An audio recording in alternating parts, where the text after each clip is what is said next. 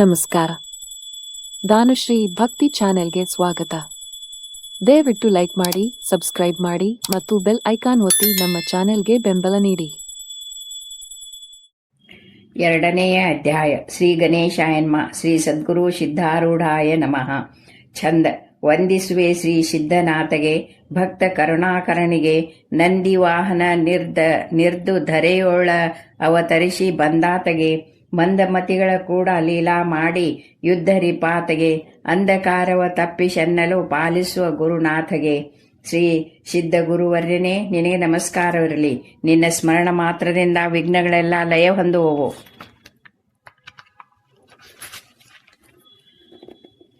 ಅಂಥಾತನಾದ ನೀನು ಈ ನನ್ನ ಕೈಯಿಂದ ಗ್ರಂಥವನ್ನು ಬರೆಸುವಂಥವನಾಗು. ಯಾವಾತನ ವಸತಿಯು ಅಖಂಡ ಬ್ರಹ್ಮದಲ್ಲಿರುವುದು ಅಂಥ ಸಿದ್ಧಾರೂಢ ದಯಾಘನನು ಭಕ್ತ ಜನರ ಸಲುವಾಗಿ ದೇಹವನ್ನು ಧರಿಸಿದಂಥವನಾಗಿ ಈ ಲೋಕದಲ್ಲಿ ಅವತರಿಸಿದನು. ಪೃಥ್ವಿಯಲ್ಲಿ ಬ್ರಹ್ಮ ವಿಚಾರ ಸಾಧಕರಿಗೆಲ್ಲ ಆಶ್ರಯದಾಯಕನಾಗಿರುವ ಜ್ಞಾನಿಗಳ ಜನ್ಮಸ್ಥಾನವು ಈ ಭರತ ಭೂಮಿಯೇ ಆಗಿರುವುದು. ಅದರ ಪೈಕಿ ನಿಜಾಮ ದೇಶದ ಬಿದರ್ ಜಿಲ್ಲೆಯಲ್ಲಿ ಚಾಳಕಾಪುರವೆಂಬ ಪವಿತ್ರ ಗ್ರಾಮವಿರೋದು. ಈ ಗ್ರಾಮದೊಳಗೆ ಮಹಾಶಿವಭಕ್ತನಾಗಿ ಪರಮಾತ್ಮ ಚಿಂತನೆಯಲ್ಲಿ ನಿರತನಾಗಿರುವಂಥ ಗುರುಶಾಂತಪ್ಪನೆಂಬ ಸದ್ಗೃಹಸ್ಥನಿದ್ದನು.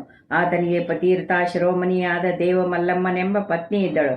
ಅವರು ನಿತ್ಯ ಶಿವಧ್ಯಾನ ಮಾನಸ ಪೂಜಾದಿಗಳಿಂದ ವೃಷಭಧ್ವಜವನ್ನು ಸಂತೋಷಪಡಿಸುತ್ತಲೋ, ಸಾಧು ಸಜ್ಜನರನ್ನು ಪೂಜಿಸುತ್ತಲೋ, ಬಹು ಆದರದಿಂದ ಅತಿಥಿಗಳನ್ನು ಉಪಚರಿಸುತ್ತಲೋ ಇರುತ್ತಿದ್ದರು. ಈ ಪ್ರಕಾರದ ಆಚರಣೆಯಿಂದ ಆ ದಂಪತಿಗಳು ವಿವೇಕಾದಿ ಸಾಧನ ಚತುಷ್ಟಯ ಸಂಪನ್ನರಾಗಿ ಶ್ರೀ ವೀರಭದ್ರ ಸ್ವಾಮಿಗಳೆಂಬ ಮಹಾತ್ಮರಲ್ಲಿ ಗ್ರಹದಲ್ಲಿಯೇ ಇಟ್ಟುಕೊಂಡು ಸೇವಿಸುತ್ತಿದ್ದರು. ಅವರ ಅನನ್ಯ ಸೇವೆಯಿಂದ ತೃಪ್ತರಾಗಿ ಬ್ರಹ್ಮಜ್ಞಾನ ಭರಿತರಾದಂಥ ಆ ವೀರಭದ್ರ ಸ್ವಾಮಿಗಳು ಬ್ರಹ್ಮಾತ್ಮೈಕ್ಯ ಉಪದೇಶಯುಕ್ತವಾದ ಶೂನ್ಯ ಸಂಪಾದನಾಧಿಕ ಗ್ರಂಥಗಳನ್ನು ದಂಪತಿಗಳಿಗೆ ಬೋಧಿಸುತ್ತಿದ್ದರು. ಜ್ಞಾನರಸಪೂರಿತಗಳಾದ ಆ ಗ್ರಂಥಗಳನ್ನು ಗುರುಮುಖದಿಂದ ಶ್ರವಣ ಮಾಡಿದ ಮಾತ್ರದಿಂದ ಅವರು ಸ್ವರೂಪ ಭಾವವನ್ನು ನಿಸ್ಸಂದೇಹವಾಗಿ ಪಡೆದರು. ಹೀಗಿರುತ್ತಾ ಈ ದಂಪತಿಗಳಿಗೆ 3 ಮಂದಿ ಪುತ್ರರು ಆದರು. ಅವರೊಳಗೆ 3ನೇಯವನೇ ಶ್ರೀ ಸಿದ್ಧ ಗುರುವರನು. ಶಕೆ 1758 ಚೈತ್ರ ನವಮಿ ದಿವಸ ಶ್ರೀ ಸಿದ್ಧನ ಅವತಾರವಾಯಿತು. ಚಿಕ್ಕವನಿರುವಾಗಲೇ ಸಿದ್ಧನು ತನ್ನ ತಾಯಿಯು ಶ್ರವಣಕ್ಕೆ ಕೂತಿರುವಾಗ ತಾನು ಸಮೀಪ ಕೂತುಕೊಂಡು ಬಹು ಆದರಿಂದ ಶ್ರವಣ ಮಾಡುತ್ತಿದ್ದನು. ಬಾಲ್ಯಾವಸ್ಥೆಯಿಂದ ಸಿದ್ಧನಿಗೆ ನಿತ್ಯ ಈ ಪ್ರಕಾರ ವೇದಾಂತ ಶ್ರವಣವಾಗುತ್ತಿದ್ದು ಆತನು 3 ವರ್ಷ ವಯಸ್ಸಿನಲ್ಲಿಯೇ ಶಾಸ್ತ್ರ ವಿಷಯದಲ್ಲಿ ಬಹು ಕುಶಲನಾದನು. ಒಂದಾನೊಂದು ದಿನ ಶ್ರವಣ ಕಾಲದಲ್ಲಿ ಲಿಂಗೈಕ್ಯ ವಿಚಾರವು ಹೊರಡಲು ಅವನು ಅದನ್ನು ಸಂಪೂರ್ಣವಾಗಿ ವಿವೇಚನ ಮಾಡಿ ತಾನೂ ಲಿಂಗೈಕ್ಯವನ್ನು ಸಂಪಾದಿಸಿಕೊಳ್ಳಬೇಕೆಂದು ಮನುಷ್ಯನಲ್ಲಿ ನಿಶ್ಚಯಿಸಿಕೊಂಡನು. ಮತ್ತು ಈ ಹೇತುವಿನಿಂದ ಸರ್ವ ಪ್ರಾಣಿಗಳನ್ನು ಸಮಭಾವದಿಂದ ನೋಡಲಾರಂಭಿಸಿದನು. ಒಂದಾನೊಂದು ದಿವಸ ಸಿದ್ಧನು ಬಾಲಕರ ಕೂಡ ಆಡುತ್ತಿರುವಾಗ ಬಾಲಕರೆಲ್ಲ ಕೂಡಿ ಸಿದ್ಧನಿಗೆ ಎಳ್ಳು ಕೇಳುವವರಾದರು. ಆಗ ಸಿದ್ಧನು ಅವರಿಗೆ ಆಶ್ವಾಸನೆ ಕೊಟ್ಟು ತನ್ನ ಮನೆಗೆ ಕರ್ಕೊಂಡು ಬಂದನು. ಅವರನ್ನು ಕರೆದುಕೊಂಡು ಅಡಿಗೆ ಮನೆಯೊಳಗೆ ಹೊಕ್ಕು ನೋಡುತ್ತಿರುವಾಗ ಎಳ್ಳಿನ ಗಡಿಗೆಯು ಆತನ ಕೈಗೆ ನಿಲ್ಕಲಾರದಷ್ಟು ಉನ್ನತವಾದ ನೆಲುವಿನ ಮೇಲಿತ್ತು. ಆಗ ಸಿದ್ಧನು ಒಂದು ಬಡಿಗೆ ತಂದು ಅದರಿಂದ ಆ ಗಡಿಗೆಯ ಬುಡಕ್ಕೆ ಚುಚ್ಚಿ ತೂತು ಮಾಡಿದನು. ತತ್ಕಾಲ ಎಳ್ಳು ಧಾರಾಕಾರವಾಗಿ ಸುರಿಯುತ್ತಿರುವುದನ್ನು ನೋಡಿ ಹುಡುಗರೆಲ್ಲ ತಮಗೆ ಬೇಕಾದಷ್ಟು ಕಟ್ಟಿಕೊಂಡು ಹೋದರು. ಅವರನ್ನು ಕಂಡು ಇತರ ಅನೇಕರು ಬಂದು ನೋಡಲು ಅಲ್ಪವಾದ ಎಳ್ಳಿನ ಗಡಿಗೆಯ ಕೆಳಗೆ ಮಹತ್ತಾದ ಎಳ್ಳಿನ ರಾಶಿ ಇದ್ದು ಎಷ್ಟೋ ಮಂದಿ ಅದರೊಳಗಿಂದ ಕಟ್ಟಿಕೊಂಡು ಹೋಗುತ್ತಿದ್ದರು. ಇದನ್ನು ಕಂಡುಕೊಳ್ಳುವ ಸಾಕ್ಷಾತ್ ಅವತಾರಿಕನಾದ ಸಿದ್ಧನ ಮಹಿಮೆ ಎಂದು ಆತನನ್ನು ಕೊಂಡಾಡಿದರು. ಸಾವಿರಾರು ಗಡಿಗೆಯೊಳಗೆ ಇಡಿಸಲಾರದಷ್ಟು ಈ ಎಳ್ಳಿನ ರಾಶಿ ಒಂದು ಚಿಕ್ಕ ಗಡಿಗೆಯೊಳಗಿಂದ ಹೇಗೆ ಬಂತು ಎಂದು ಸಿದ್ಧನ ಖ್ಯಾತಿಯನ್ನು ಜನರು ಎಲ್ಲಾ ಕಡೆಯಲ್ಲಿ ವರ್ಣಿಸುತ್ತಿದ್ದರು. ಅಷ್ಟರಲ್ಲಿ ಸಿದ್ಧನ ತಾಯಿ ದೇವಮಲ್ಲಮ್ಮನು ಮನೆಯೊಳಗೆ ಬಂದು ನೋಡಲಾಗಿ ನಿಜಪುತ್ರನ ಕರ್ತೃತ್ವ ಕಂಡು ಆಶ್ಚರ್ಯಚಕಿತಳಾದಳು. ಸಿದ್ಧನನ್ನು ಕುರಿತು ಕೇಳುತ್ತಾಳೆ, ಮುದ್ದು ಮಗನೇ, ಇದು ಹೇಗೆ ಘಟಿಸಿತು? ಸಿದ್ಧನು ಉತ್ತರ ಕೊಟ್ಟಿದ್ದೇನೆಂದರೆ, ಎಲೆ ತಾಯಿಯೇ, ಈ ಚಮತ್ಕಾರಿಕ ಕಾರ್ಯವು ನನ್ನಿಂದಾದದ್ದಲ್ಲ, ನಿನ್ನ ಅನುಪಮವಾದ ಗುರು ಸೇವೆಯ ಮಹಿಮೆಯಿಂದ ಇದು ನಿಶ್ಚಯವೆಂದು ಘಟಿಸಿತು. ಹಾಗಾದರೆ ಹೇಳುತ್ತೇನೆ ಕೇಳು. ತಿಲಪಾತ್ರವೆಂಬುದೇ ಜ್ಞಾನಿಯ ಶರೀರವು. ಅದರೊಳಗಿಂದ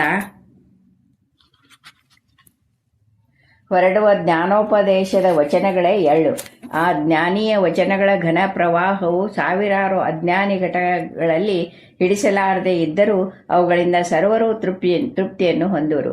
ಈ ಪ್ರಕಾರ ಸಿದ್ಧನ ವಚನವನ್ನು ಕೇಳಿ ಧನ್ಯ ಭಾವವನ್ನು ಹೊಂದಿರುವ ದೇವಮಲ್ಲಮ್ಮನು ಸಿದ್ಧನು ಪೂರ್ಣ ಶಿವತಾರಿಕನು ಎಂದು ತಿಳಿದುಕೊಂಡಳು. ಕೂಡಲೇ ಪುತ್ರ ಮೋಹದಿಂದ ಆವರಿಸಲ್ಪಟ್ಟವಳಾಗಿ ಸಿದ್ಧನನ್ನು ಅಪ್ಪಿಕೊಳ್ಳಲು ಆತನು ಬಾಲಭಾವವನ್ನು ಸ್ವೀಕರಿಸಿದವನಾಗಿ ತಪ್ಪಿಸಿಕೊಂಡು ಹುಡುಗರ ಕೂಡ ಆಡಲಿಕ್ಕೆ ಓಡಿ ಹೋದನು.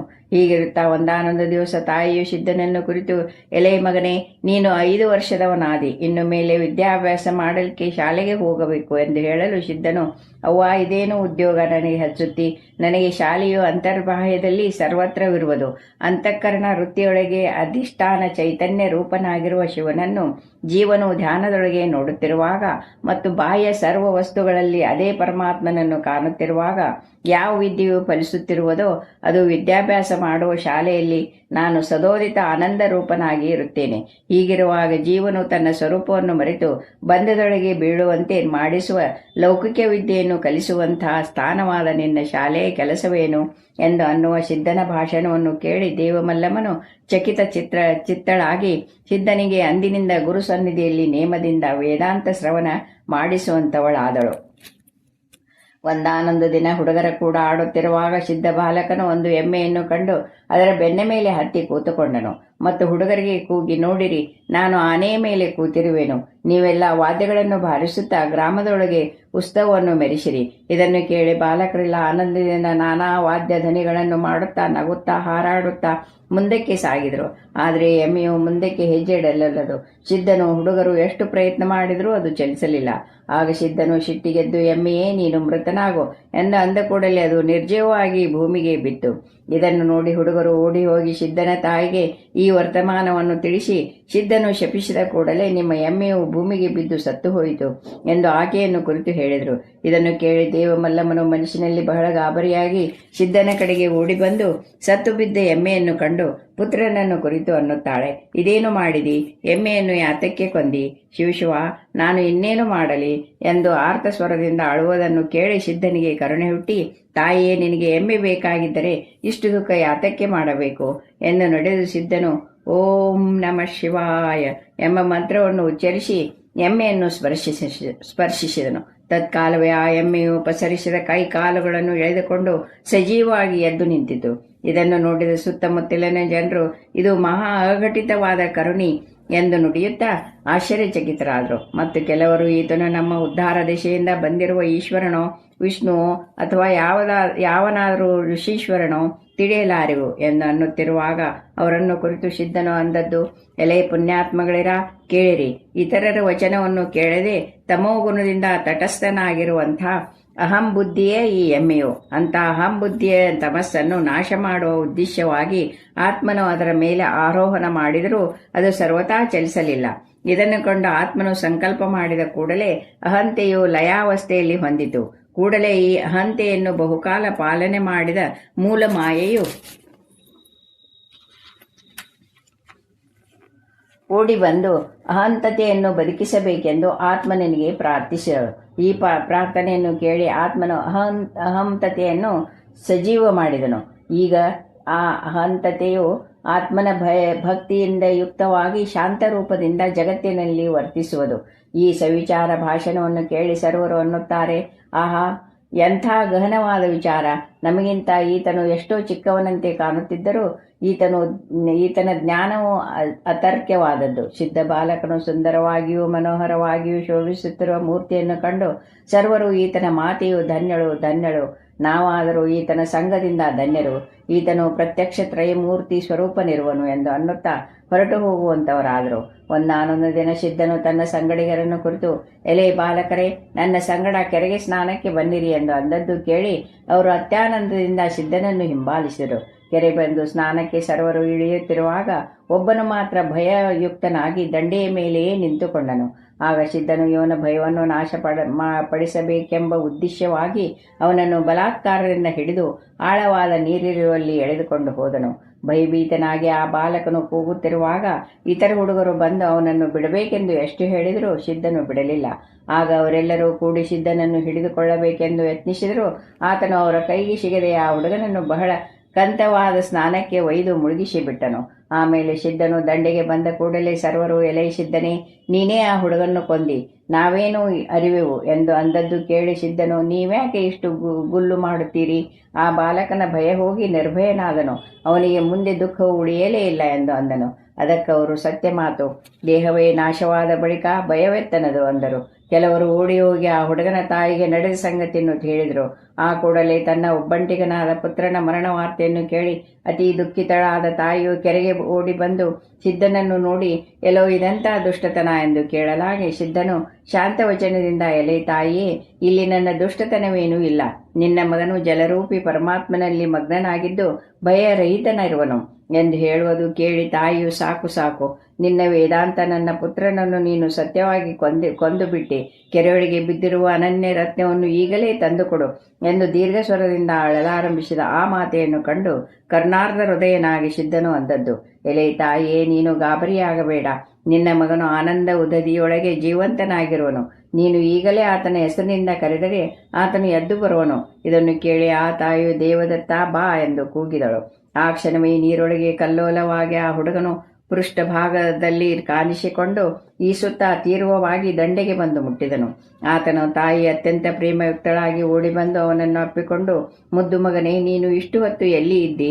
ನೀನು ಪರಲೋಕಕ್ಕೆ ತೆರಳಿದೆ ಎಂದು ನಾನು ಭಯಗ್ರಸ್ತಳಾಗಿದ್ದೆ ಎಂದು ಅಂದದ್ದು ಕೇಳಿ ಆ ಬಾಲಕನು ಹಾಸ್ಯವದನದಿಂದ, ಎಲೆ ತಾಯಿಯೇ, ನಾನು ಇಷ್ಟು ಹೊತ್ತು ಬ್ರಹ್ಮಾನಂದದೊಳಗಿದ್ದೆ.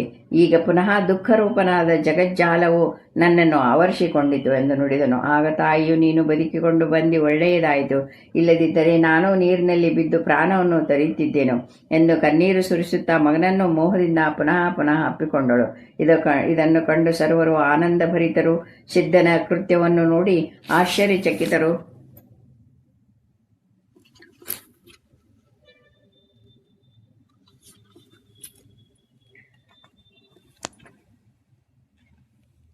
ಆದರೂ ಅವರನ್ನು ಕುರಿತು ಸಿದ್ಧನು ಅಂದದ್ದೇನೆಂದರೆ, ಹೇ ಸಜ್ಜನರೇ, ಕೇಳುವಂಥವರಾಗಿರಿ. ಈ ವೃತ್ತದ ಗೂಢವು ಹೀಗಲ್ಲ. ಈ ಬಾಲಕನೇ ಅಜ್ಞಾನ ಸ್ಥಿತಿಯಲ್ಲಿರುವ ಜೀವನು. ಇವನು ತನ್ನ ಉಪಾಧಿಯನ್ನು ಬಿಟ್ಟು ಬ್ರಹ್ಮದಲ್ಲಿ ಮಗ್ನನಾಗಲಿಕ್ಕೆ ಭಯಪಡುವನು. ಈ ಪ್ರಕಾರ ಅವನು ಭಯಪಡುವುದರಿಂದ ಅವನಿಗೆ ದುಃಖ ತಪ್ಪದೆಂದು ಎಂದು ದಯಾಳವಾದ ಸದ್ಗುರುವು ಬಲಾತ್ಕಾರದಿಂದ ಜೀವನ ದೇಹಾಭಿಮಾನವನ್ನು ಬಿಡಿಸಿ ಆತನನ್ನು ಬ್ರಹ್ಮಾನಂದದಲ್ಲಿ ಮುಳುಗಿಸಿಬಿಟ್ಟನು. ಈ ಪ್ರಕಾರ ಸಿದ್ಧನ ವಚನವನ್ನು ಕೇಳಿ ಜನರೆಲ್ಲರೂ, ಈತನು ಸಾಕ್ಷಾತ್ ಮಹದೇವನ ಅವತಾರವು, ಇಲ್ಲದಿದ್ದರೆ ಇಷ್ಟು ಚಿಕ್ಕ ವಯಸ್ಸಿನಲ್ಲಿ ಈ ಜ್ಞಾನ ಮತ್ತು ಮಹಿಮಾ ಎಲ್ಲಿಂದ ಬಂದೀತು? ಹೀಗೆಂದು ಅವರು ಸಿದ್ಧನ ಚರಣ ಕೆರಗಲಿಕ್ಕೆ ಬಂದರು. ಅದನ್ನು ಕಂಡು ಸಿದ್ಧನು ತಪ್ಪಿಸಿಕೊಂಡು ಓಡಿ ಮನೆಗೆ ಬಂದನು. ಮತ್ತೊಂದು ದಿನ ಸಿದ್ಧನಾಥನು ಬಹು ಬಾಲಕರನ್ನು ಕೂಡಿಕೊಂಡು ಒಂದು ನೀರೆಲ ಹಣ್ಣಿನ ತೋಟಕ್ಕೆ ಹೋದನು. ತೋಟವನ್ನು ಪ್ರವೇಶಿಸಿದ ಕೂಡಲೇ ಹುಡುಗರೆಲ್ಲರೂ ಉತ್ತಮವಾದ ಹಣ್ಣುಗಳನ್ನು ಆರಿಸುವ ಉದ್ದೇಶದಿಂದ ಅತ್ತಿತ್ತ ಓಡುತ್ತಿದ್ದರು. ಆಗ ಸಿದ್ಧನು ಒಂದು ಸ್ಥಾನದಲ್ಲಿ ಸ್ವಸ್ಥ ನಿಂತು ಮನುಷ್ಯನಲ್ಲಿ ಅಂದುಕೊಳ್ಳುತ್ತಾನೆ, ಇವರು ಮಾಯಾಮೋಹಿತರಾಗಿ ವಿಷಯಗಳಲ್ಲಿ ಸಿಲುಕಿ ಸರ್ವಕ್ಕೆ ಕಾರಣರಾಗಿರುವ ಈಶನಾದ ನನ್ನನ್ನು ಮರ್ತಿರುವರು. ಈಗ ಇವರನ್ನು ನನ್ನ ಕಡೆಗೆ ಎಳಕೊಂಡು ಇವರಿಗೆ ವಿವೇಕವನ್ನು ಉಪದೇಶಿಸಬೇಕು ಎಂದುಕೊಂಡು ಸಿದ್ಧನು ಏನು ಚಮತ್ಕಾರ ಮಾಡಿದನೆಂದರೆ, ಒಂದು ನೀರಲ ಹಣ್ಣನ್ನು ಭೂಮಿಯ ಮೇಲೆ ಚೆಲ್ಲಿದ ಕೂಡಲೇ ಅಲ್ಲಿ ಒಂದು ಹಣ್ಣಿನ ರಾಶಿಯೇ ಉಂಟಾಯಿತು. ಅತ್ಯುತ್ತಮವಾದ ಪಕ್ವ ಫಲಗಳಿಂದ ಯುಕ್ತವಾದ ಆ ರಾಶಿಯನ್ನು ಕಂಡು ಬಾಲಕರೆಲ್ಲರೂ ಅಲ್ಲಿಗೆ ಓಡಿ ಬಂದು ಸಿದ್ಧನಿಗೆ ಕೇಳುತ್ತಾರೆ, ನಾವು ಈವರೆಗೆ ನೋಡದ ಉತ್ತಮವಾದ ಫಲಗಳ ಈ ರಾಶಿಯು ಇಲ್ಲಿ ಹೇಗೆ ಉಂಟಾಯಿತು? ಈಶ್ವರನ ಕಾರ್ಯಗಳು ಅಘಟಿತವಾಗಿರ್ತವೆ. ಹೀಗೆಂದು ಅವರೆಲ್ಲರೂ ಅನೇಕ ಫಲಗಳನ್ನು ತಕ್ಕೊಂಡು ತಿಂದರು ಮತ್ತು ಫಲಗಳನ್ನು ಕಟ್ಟಿಕೊಳ್ಳುತ್ತಿದ್ದರು.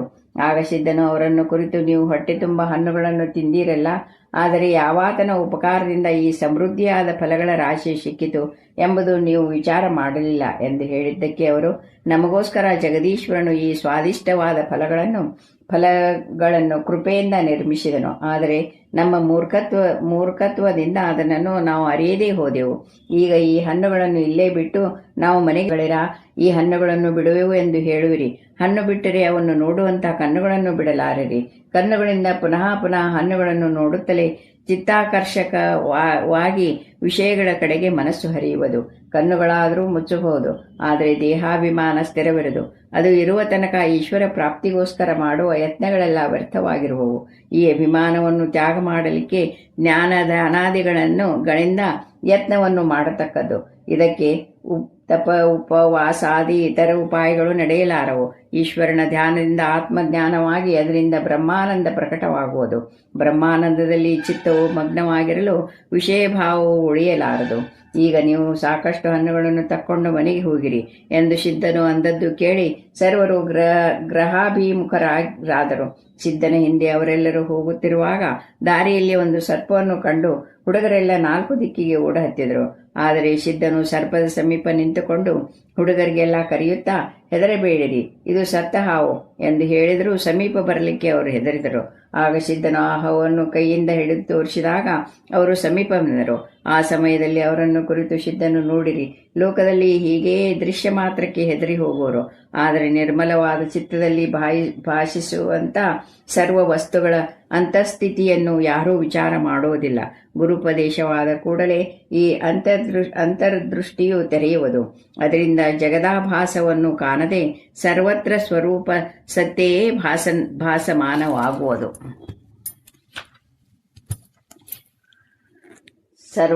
ಸರ್ವದಲ್ಲಿಯೂ ಸ್ವರೂಪವನ್ನು ಕಾಣುತ್ತಲೇ ಭಯವು ಅನುಮಾತ್ರವಾದರೂ ನಿಲ್ಲದು ಎಂಬ ಸುವಿಚಾರ ಭಾಷಣವನ್ನು ಕೇಳಿದ ಕೂಡಲೇ ಆ ಹುಡುಗರ ಅಂತರ್ಹೃದಯದಲ್ಲಿ ವಿಚಾರವು ಉದ್ಭವಿಸಿತು.